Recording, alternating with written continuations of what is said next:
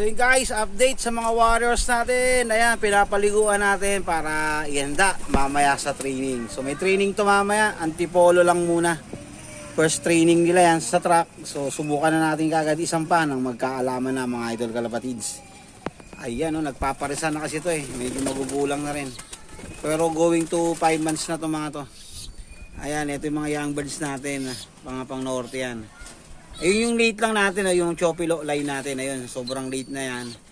Ano pa lang yan, ilang months pa lang yan. Magti 3 months pa lang yata yan o 3 months na.